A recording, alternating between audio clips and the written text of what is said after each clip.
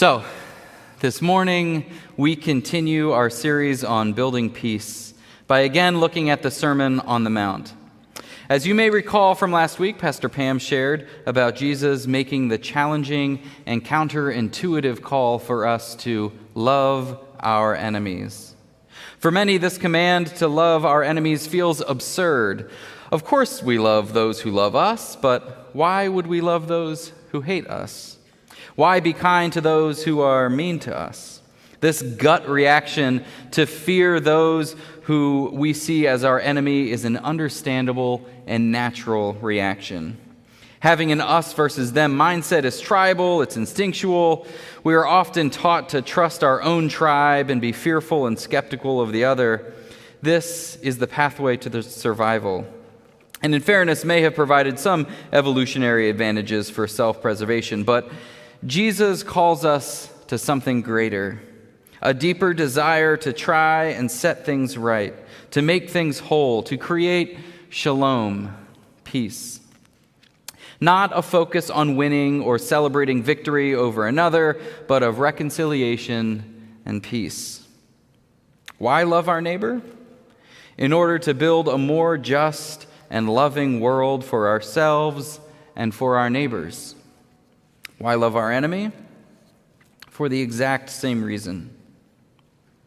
But it's important to remember that just because we are called to love our enemy, that does not mean that we are called to endorse their actions or to ignore their injustice, and certainly not to empower their evil. As Pastor Pam explored last Sunday, the way of Jesus is not merely a binary between fight or flight, but desires a third way, a narrow way, but a way that seeks to embody God's shalom.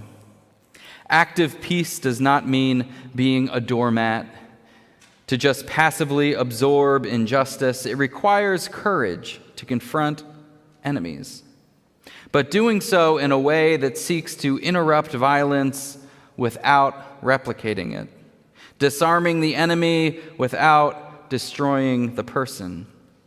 Creating a third way empowers the victim and brings along the perpetrator towards a greater understanding of the injustice that they are creating. And that is exactly what we find here with Jesus on the Sermon on the Mount. We're going to go back to the verses before. I should turn this on, that would be helpful. Then Pam used last week. So this is still Matthew 5, verses 38 to 42. You have heard that it was said, eye for an eye and tooth for a tooth. But I tell you, do not resist an evil person. If anyone slaps you on the right cheek, turn to them the other cheek also. And if anyone wants to sue you and take your shirt, hand over your coat as well. If anyone forces you to go 1 mile, go with them 2 miles. Go to the one who asks you, and do not turn away from the one who wants to borrow from you. I'm going to leave this scripture up for a little bit as we talk about it. I know most of us are familiar with these verses, but it's essential that we fully grasp the significance of what Jesus is saying here. And some of you maybe have heard this before, but perhaps you, like me, simply growing up thinking that these scriptures were merely about not fighting back or just accepting the suffering of injustice. After all, Jesus suffered and died, so we too as Christians should learn how to just accept suffering, right? But very significantly, these 3 examples are not that. Instead of being just a call to surrender passively, they are instead an example of a third way that simultaneously empowers the victim and forces the perpetrator to confront the injustice of their own actions. In the first example we have, if anyone slaps you on the right cheek, turn to them the other cheek also. And there's a lot to unpack here in just this one sentence. And 2 things that are important to note up front is that the word here that's used for slap does mean open hand. There's a different Greek word that would potentially mean punch, and it's definitely not that. It means to slap. And second, the right cheek is named specifically. And this is significant for the scenario that Jesus is trying to identify. In a culture where using the left hand was considered unclean and perhaps would get in trouble if you used it, this interaction would be specifically referencing a subordinate being struck by someone in power. and that striking would have to happen with the right hand. Striking an inferior person would have to be done with a backhanded slap across the right cheek. Not a punch, not hitting someone with a closed fist. That would put them on equal footing. So imagine that slap coming with the right hand, coming across this side of the face. And then that individual is told that they can turn the other cheek. When Jesus instructs them to turn the other cheek, he's not advocating submission again. He is instead changing the power dynamic by asserting defiance to power. Because with that head turned this way, no longer is that perpetrator encouraged or able to even backhand slap. It's just awkward to slap someone on that side of the face with the backhand. So the dilemma is put forward now. The only real option, if turning the other cheek, is to actually close the fist and punch the individual with the right hand. But doing so would be inviting that person to suddenly treat them as an equal. This act forces a choice to see the humanity of the other and takes back power. In this way, it's not actually an act of cowardice, but of standing up against an oppressor. Next, we see, if anyone wants to sue you and take your shirt, hand over your coat as well. If someone desired a loan, they could put up land or animals as collateral, but only the poorest of the poor would use their own clothing for such a thing. So to sue someone for their own shirt would be taking almost everything from a poor person. Jesus' instruction to offer up the cloak as well would essentially be rendering this individual naked. In essence, the person is saying, you want to sue me for my clothing? Fine, here, just take everything. And now, here I stand before you in my nakedness. Thus, leaving them in this court standing naked. And in this culture, the shame of nakedness did not necessarily fall on the one who was naked, but on the one who would have caused that nakedness or have been forced to look upon it. Once again, forcing the perpetrator with the dilemma on how they ought to react to the dignity and the humanity of this person. Finally, in this third example, a Roman soldier could indeed legally force a civilian to carry their pack, but that law was limited to just 1 mile. So in the scripture where we read, it says, if anyone forces you to go 1 mile, go with them 2 miles.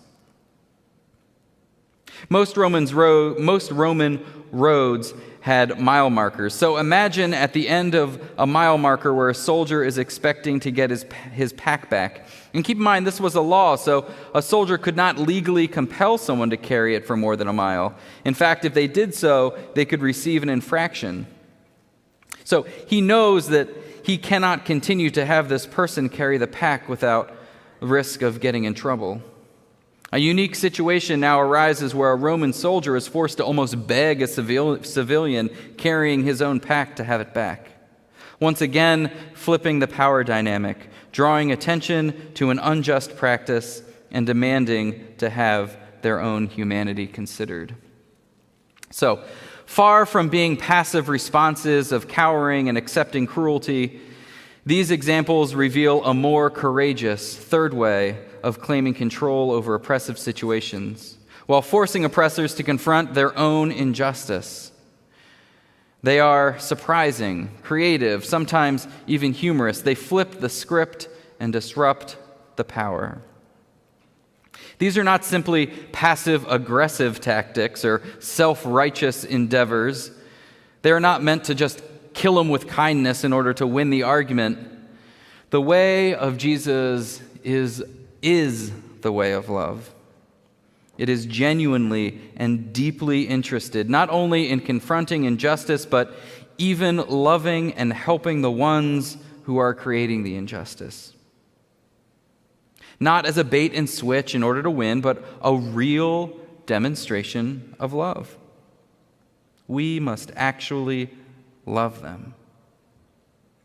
This is why these verses of Scripture cannot be separated from the following section that we heard last week about loving our enemies. It is all grounded in love.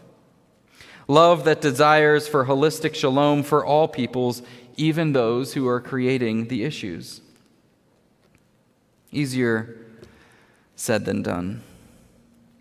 It's easy to love those who love us, and just as easy to justify destroying our enemies, but that is not the way of Jesus. And again, we see that that is not the way of the cross. Love means seeking what Dr. Martin Luther King Jr. referred to as a double victory. Not just overcoming injustice, but appealing to the heart and conscience of those creating injustice, so that they too will be won over in the process. And I suppose now is as good a time as any to mention that for some folks, forgiveness should take time and intentional work. Victims of abuse should not ever feel pressured from their perpetrators to forgive, except for on their own terms and in their own time. And there are some very real and evil people who may even suffer from mental illness or other issues that render them incapable of change. They may need to be separated from society for their own protection and others, but still, even still, they are loved by God. Forgiveness and loving our enemies takes different forms with individuals than it does with collective groups. There are often different dynamics and powers at play when considering how ideological groups, political factions, or nation-states see each other as enemies. The radical message of Jesus acknowledges that existing under Caesar's laws doesn't require us to abandon Christ-like living.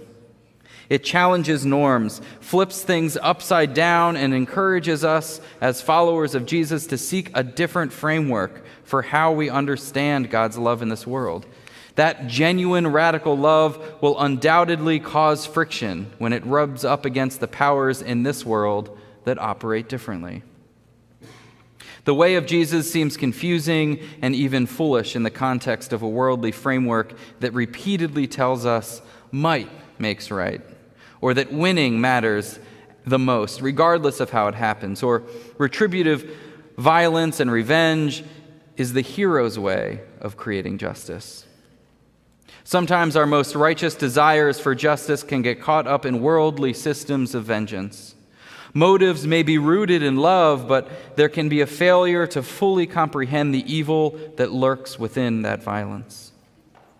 We rarely contemplate or understand the cascading ripples that can emerge from seemingly justified violent responses. There's often cultural acceptance to using force and violence to solve problems, and usually even a willingness to accept its failure when it doesn't work. Nonviolent solutions, however, are typically disregarded as impractical, and if they happen to not achieve their desired success, are judged as obviously having been destined to fail from the start and never worth trying again. Solutions that require force and violence have unforeseen consequences and can create lasting victims. But these things are naturally accepted as collateral damage, something that's necessary. Nonviolent solutions that err on the side of grace and love and forgiveness are usually dismissed as unreasonable, impractical, and weak. It's particularly difficult to advocate for love, forgiveness, and peace when in a reactionary state. It's hard to love our enemies or oppressor when we have recently or are actively being oppressed and experiencing injustice. It is normal to be angry, even enraged by suffering. But those emotions have the opportunity to either be harnessed towards actions that are loving or instead lead towards even greater suffering. Today marks the 21st anniversary of the September 11th attacks. I was a senior in high school at the time, and like many of you, will always remember the shock of that day. For Americans, one initial reaction of that attack was a feeling of unity and coming together with one another for support. It was beautiful. Naturally, attention soon shifted to identifying those who were responsible for the attack and a desire to enact revenge. Not surprisingly, in a fog of a terrorist attack and uncertainty about another one, most Americans were eager to engage in a military response. There were very few politicians, public figures, even religious leaders who voiced any opposition to that idea. In fact, only one of the 535 members of Congress did not support immediate military retaliation. Now, in fairness, there are challenges to passing judgment on those choices now with over 20 years of hindsight. But still, looking back can be helpful when considering choices that we have to make today and in our future. This is one of the reasons that it is so important to practice and think about building peace in our lives each and every day. We practice peace now so that we can be prepared and conditioned to act in more peaceful and forgiving ways in the future. Like training to create a kind of spiritual muscle memory for peace building. We saw glimpses of this unique response of Amish families to the nickel mines shooting of 2006. Stunning the American media, much of the Amish community that was impacted, including the families whose children were killed, reacted with grace and forgiveness towards the family of the perpetrator. Instead of demanding retribution or revenge, their actions were rooted in a culture and practice of forgiveness, peace, and reconciliation. This may not be typical or easy, but it does demonstrate that we are more likely to forgive if we actually practice and value forgiveness, just as we are more likely to respond with violence if we tend to practice and celebrate violence and vengeance. It's with this in mind that Shane Claiborne put forward a fascinating question in his 2008 book called Jesus for President. And this section of the book was called, humorously, Amish for Homeland Security. The important question that Shane asks here is, how different would the world be if the U.S. had a radically alternative response to 9/11? What if in the weeks following that tragic attack, the U.S., the most powerful nation in the world, had responded differently? A response that was more interested in building peace than enacting vengeance. A kind of third-way response that responded with radical love, perhaps issuing a bold statement of condemnation for the attacks, but then offering forgiveness. And instead of committing to sending troops and bombs, instead of declaring war, declared that the U.S. would be sending experts and aid to Afghans to build schools and hospitals and infrastructure. This kind of response would have baffled allies and enemies alike, perhaps even maybe turned the hearts and minds of impoverished enemies who had a critical view of the U.S. It's absurd, right? Doing such a thing would not bring justice to terrorists, and it would only embolden enemies, right? Maybe even commit more acts of terror in order to get foreign aid. No, we will never know. But I can admit that such a suggestion would have likely never, ever gained any support in the months after 9/11. The very fact that such an idea seems absurd and impossible even today reveals how much we have fallen for the idolatry of violence and militarism to solve problems. Of course, a military response was going to be the only option that was considered, but now, 20 years later, we ought to ask, how well did that work? What kind of peace did our war on terror response bring to Afghanistan, even to our own American citizens? If we're going to dismiss a strategically radical international response of love and forgiveness as totally unrealistic and destined for failure, will never work, then it should at least be compared to the reality of what has transpired over the last 20 years. On 9/11, 2,977 people were killed in the tragic terrorist attacks. Since then, the U.S. Bureau of Labor Statistics has recorded 980,000 U.S. Afghanistan war veterans, almost 1 million. Of those, 20,722 members of the U.S. military were wounded in action, and tragically, 2,455 U.S. service members were killed in Afghanistan. Meanwhile, it is believed that almost 250,000, nearly 250,000 people, were killed in the Afghanistan-Pakistan war zone, and that includes 70,000 civilians. Perhaps over 300,000 more people died from indirect causes related to war, like malnutrition and disease. This means that ultimately, perhaps 500,000 people have died as a result of this initial 9/11 attack and the U.S. military decision and response. The events of 9/11 were indeed horrific and violent example of evil. But the decision for a violent response to 9/11 spiraled into an even greater global loss of life and ongoing violence, potentially emboldening enemies, maybe creating new ones. Even U.S. veterans who did not return home must still confront the trauma of war. There's a well-documented, lasting impact of moral injury to many of those who have participated in armed conflict.